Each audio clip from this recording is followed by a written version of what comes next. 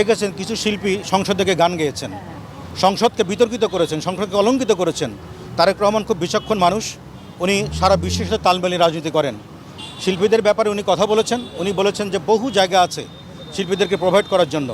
শিল্পীদেরকে নির্বাচন করে এমপি হইতে হবে নট নেসেসারি, তারা তাদের কাজ করুক। এই এত বড় রাষ্ট্রকে সংস্কৃতিভাবে সমৃদ্ধ করতে গেলে অনেক কাজ, সেখানে শিল্পীদের অনেক কাজ রয়ে গেছে, সেগুলো তারা করবে।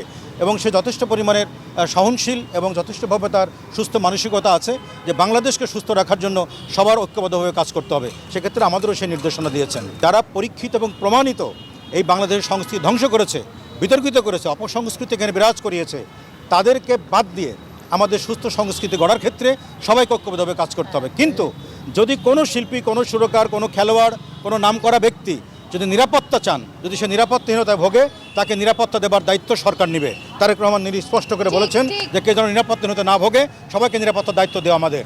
এই জন্য সবাই ঐক্যবদ্ধভাবে কাজ করার আহ্বান তিনি জানিয়েছেন। আমরা সবাইকে সাড়া দিচ্ছি, সবাইকে আহ্বান জানাচ্ছি, আসুন, একার পক্ষে কোনো কিছু সম্ভব নয়, সবাই মিলে দেশটা ভালো রাখি, সবাই মিলে সংস্কৃতি সুন্দর করি, সবাই মিলে সুস্থ বাতাসে বসবাস করি।